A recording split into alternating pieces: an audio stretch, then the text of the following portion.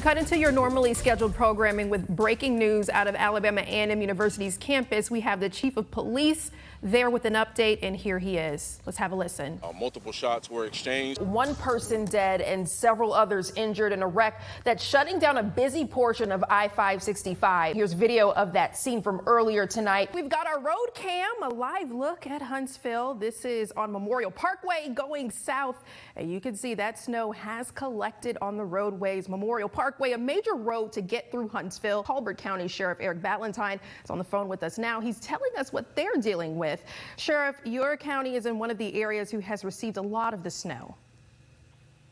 Yes, and we're anticipating some black ice as the day goes on. Severe storms spawned tornadoes across North Alabama, causing significant damage. We'll start with this clip from the Limestone County EMA. This is a confirmed tornado. This video was captured from the Lucy Branch Marina going east. Here's another image that we have, a major interstate in the Tampa Bay area. This is going southbound, and you can see the rain covering the camera lens. You see the trees blowing. Surprisingly, this camera is up. I know that road. I'm very familiar with it. I'm a fellow Floridian myself, and as you can see, that traffic is backed up, bumper to bumper traffic. In the ballroom where just hours ago, former President Donald Trump was here to speak to those hundreds, if not thousands of journalists. Quite the crowd, quite the feel that we heard from earlier today. Now, just outside this building, ahead of Trump's arrival, there were protesters, and here is video of some of those protesters. We see signage that reads, "Dump Trump." Another protester has a quote about people not having to vote in the next 4 years. So quite the reaction from inside of this building as well as out. It's election night, a big day for America, and a big day here at Fox 54 News.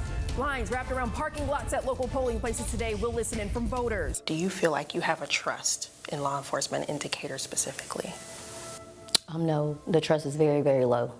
I do believe Todd Pinion stepping down or resigning would be the first step to healing. That's pretty heavy, Chief. Like, she said that. What do you make of that? You know, that's something even before the incident. It's something that I noticed that, you know, we lacked in some community engagement. Some breaking news this evening. Just within the hour, Decatur Chief of Police Todd Pinion officially released an executive plan that he hopes will, quote, strengthen the trust and relationships within the Decatur community. Who is David Barnes?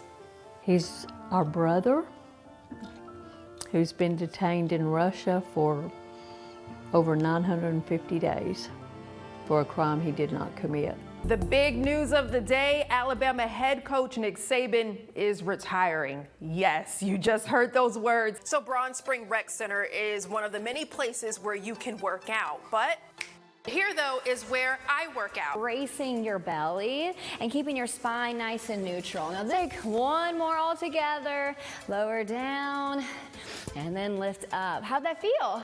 Good. I already got a little workout in. Yeah, woo. Well, that about does it. Stay healthy, Huntsville! I'm joined now by Chef Will, owner of Chef Will the Palette. We're here at Low Mill, and for Veganuary, Chef Will, you have quite the spread. Tell us what you've made for today. Many of you are used to seeing me on your screen at your home, but now I get to talk to you from inside of mine.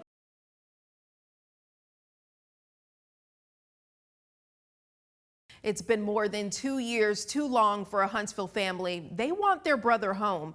His name is David Barnes, and he's been in prison in Russia for a crime they say he did not commit. Here's the backstory. Barnes had been working in Houston. He was in a custody battle with his ex-wife Svetlana, originally from Russia. We reviewed court documents that showed his ex made claims that Barnes had abused their 2 sons, but a jury found him not guilty following a trial in March of 2019. Shortly after, his ex-wife fled to Russia with their 2 children. Court documents also reveal she is indicted for interference with child custody. The family says Barnes went to Russia for his sons David and Christian in December of 2021. Barnes' ex-wife reported him to Russian authorities claiming child abuse, the same allegations that were rejected here in the States. But in Russia, Barnes was convicted and sentenced to 21 years in prison. His sisters aren't alone to bring him home, but they say they feel forgotten along the way. "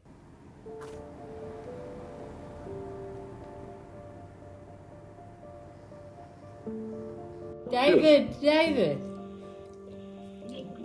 Can you hear me? Yeah, I can hear you. Oh, God, how are you? How are you? Well, how are you mainly? I'm hanging in there. God, It's pretty hard. It's the first time we'd heard it in 2 years. David's voice. You can't talk about Black history without mentioning civil rights in America, nor can you forget Alabama in the history books as a catalyst for the movement. 2024 marks 60 years since the passage of the Civil Rights Act, and tonight we hear from pioneers of integration and education, helping us narrate the past, present, and future. The Montgomery bus boycott. Bloody Sunday in Selma. 1963. A bomb went off in this church. 16th Street Baptist Church bombing in Birmingham. Most of us know about these monumental moments in Alabama that sparked a wave of change. Right here, though, in the Rocket City, we opened doors back in '63. Was a movement that would shake up segregation in education. And I think the repercussions will be felt for a long time, for generations.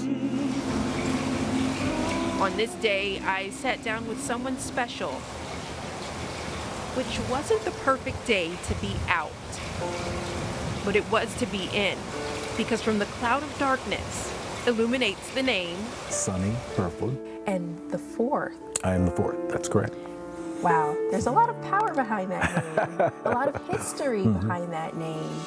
Hereford's name emblazoned on every bit of this school building. There's a saying, you can do both. This teen you're about to meet does just that.